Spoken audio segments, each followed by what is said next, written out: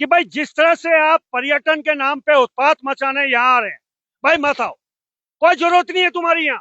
आस्था और श्रद्धा और भक्ति का भाव लेके आ रहे हैं तो आइए, लेकिन जिस तरह से बिना नंबर प्लेट की गाड़ी फट फट करती हुई मोटरसाइकिलें और आतंक मचाते हुए आ रहे हैं, ये कैसी आस्था है? चाहे वो केदारनाथ आ रहे हो, बद्रीनाथ आ रहे हो, हेमकुंड आ रहे हो, ये आस्था है? उत्तराखंड में बिगड़ती कानून व्यवस्था को लेकर सड़कों पर उतरी जनता। ये आप देख सकते हैं, ये तस्वीरें मैं आपको डीजीपी मुख्यालय से कुछ दूरी की तस्वीरें दिखा रहा हूं, जहां जनता का आक्रोश चरम पर और ये बैरिकेडिंग के ऊपर चढ़ गए हैं। गुस्सा इस बात का क्योंकि इस समय उत्तराखंड के जो हालात हैं उनसे लोग खुश नहीं हैं और सड़कों पर उतरे हैं। ये जो लोग आप देख रहे हैं ये स्वराज सेवा दल के कार्यकर्ता हैं, जिनका ये कहना है कि इस समय उत्तराखंड में लॉ एंड ऑर्डर की स्थिति बड़ी नाजुक है और इसी बात से नाराज होकर ये डीजीपी मुख्यालय पर ज्ञापन देने पहुंचे थे।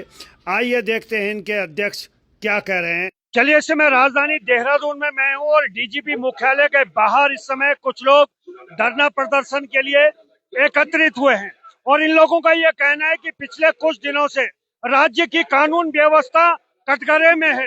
राज्य की कानून व्यवस्था में बड़े सवाल हैं और ये सवाल आप तक भी पहुंच रहे हैं और आपके भी ये सवाल हैं। इसको लेके स्वराज सेवा दल आज यहाँ डीजीपी को ज्ञापन देने पहुंचा है, लेकिन सवाल तो सवाल हैं और सवालों का जवाब तलाशने की कोशिश करेंगे हम। रमेश जोशी जी हैं यहाँ पे, उनसे बातचीत करेंगे। रमेश जोशी जी, आज आप डीजीपी मुख्यालय पहुंचे, क्या कारण है? सर, आज डीजीपी से कहने आए इस्तीफा दे दो। जब से आप डीजीपी बन गए हैं ये प्रदेश लूट बिक गया है। आपको तो तनख्वाह मिल रही है, विभाग से जो भी चलन होगा वो भगवान जाने किस प्रकार चल रहा होगा, लेकिन प्रदेश की स्थिति के बारे में आप देख लें सर। आप तमाम कर्णप्रयाग को देख लीजिए, आप हरिद्वार को देख लीजिए, देहरादून को देख लीजिए, उधम सिंह नगर को देख लीजिए, आप तमाम अन्य जनपदों को देख लीजिए। लोग सुसाइड कर रहे हैं, आत्महत्याएं कर रहे हैं, आत्महत्या करने पर मजबूर हो रहे हैं और बाद में उन लोगों का मुकदमा लिख के उनको बरी कर दिया जा रहा है। केवल अभिनव कुमार सर के समय पर वो गुप्ता बंधु जो है जेल गए थे और अभिनव कुमार सबके समय पे वो तरसेम बाबा तरसेम हत्याकांड का वो एनकाउंटर हुआ था जो वास्तविक था। और आज के हालात क्या हो रहे हैं सर? डीजीपी इतना बड़ा करीब कर्णप्रयाग की घटना हुई। देखिए, इससे कोई संदेह नहीं कि सनातन को बचाने के लिए सिखों ने कुर्बानियां दी, लेकिन इसमें भी कोई संदेह नहीं कि इस राज्य को पाने के लिए उत्तराखंडियों ने शहादतें दी। एक तालमेल होना चाहिए था, एक छोटी सी घटना जिसको उसी समय डांट डपट करके खत्म कराया जा सकता था, लेकिन आप चुनाव के चक्कर में इस प्रदेश को सुलगाने की स्थिति में। आज तमाम प्रदेश में चुनाव है तो आप चुनाव के लिए इस प्रदेश को जला देंगे।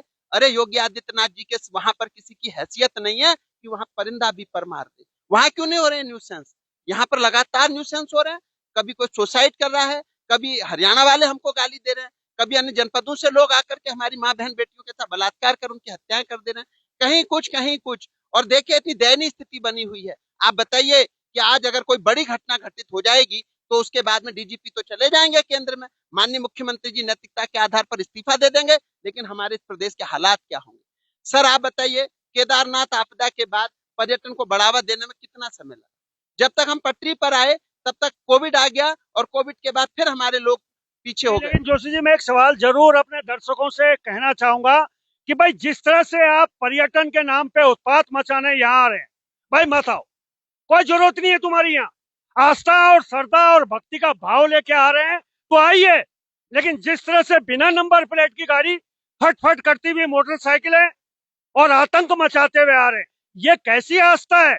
चाहे वो केदारनाथ आ रहे हो, बद्रीनाथ आ रहे हो, हेमकुंड आ रहे हो, ये आस्था है? आज ये आस्था करने नहीं आ रहे, आज ये लोग यहाँ पर अयासियां करने आ रहे हैं। सर आस्था में तो लोग पैदल चलते हैं, नंगे पग चलते हैं, लड़ाई झगड़ों से दूर रहते हैं, हाथ जोड़ते हैं। अगर कोई कुछ कह भी दे तो भगवान राम राम राम जपते हुए आगे बढ़ जाते हैं। लेकिन अभिनव सर जब डीजीपी थे ना, बिल्कुल इन्फ्लुएंसरों ने जब उन्होंने सख्ताई करी तो ब्लैकमेलरों ने इनके खिलाफ मोर्चाबंदी कर दी। रोज लिखते थे अभिनव कुमार ये, अभिनव कुमार वो, अभिनव कुमार ये। आज जब से दीपम सेठ बने, इन्फ्लुएंसरों के मुंह पर, इन यूट्यूबरों के मुंह पर टेप लग गए। इनकी ब्लैकमेलिंग की दलाली चल रही है थाने में, चौकियों में, जिलों में। आप देखिए हालात है। अगर सर दीपम सेठ को आज तुरंत इस्तीफा देना चाहिए और यहाँ पर किसी मजबूत योगी आदित्यनाथ जी के तर्ज पर एक मजबूत डीजीपी लाना चाहिए, तभी इस प्रदेश के हालात सुधरेंगे, वरना इस प्रदेश के हालात बद से बदतर होते जा रहे हैं। जी, क्या मानते हैं कि ये सब कुछ जो हो रहा है इसके लिए पुलिस ही जिम्मेवार है या जिम्मेवारी किसी और की भी है? सर पुलिस पुलिस देखिए, पुलिस सबसे बड़ा रोल है माननीय मुख्यमंत्री का।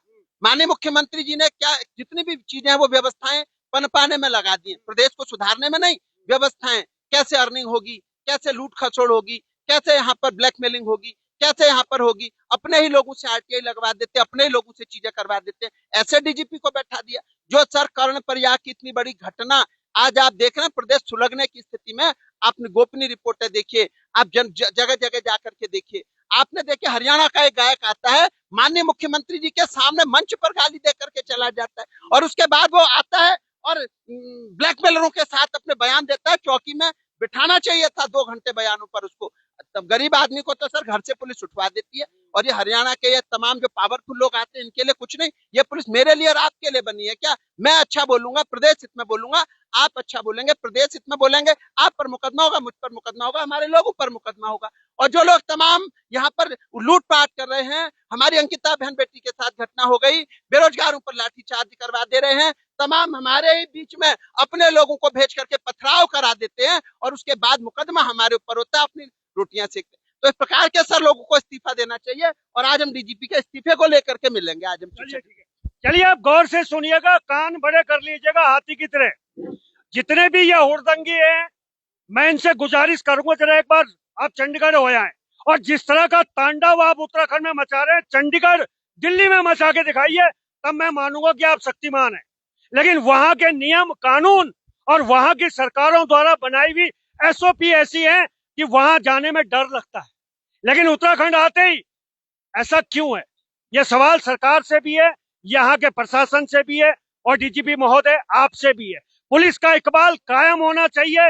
हर अपराध करने वाले को अपराध करने से पहले पता होना चाहिए कि यहाँ की पुलिस छोड़ेगी नहीं, बख्शेगी नहीं। तो चलिए फिलहाल अभी के लिए बस इतना ही, देखते रहिए पर्वतवाणी लाइव।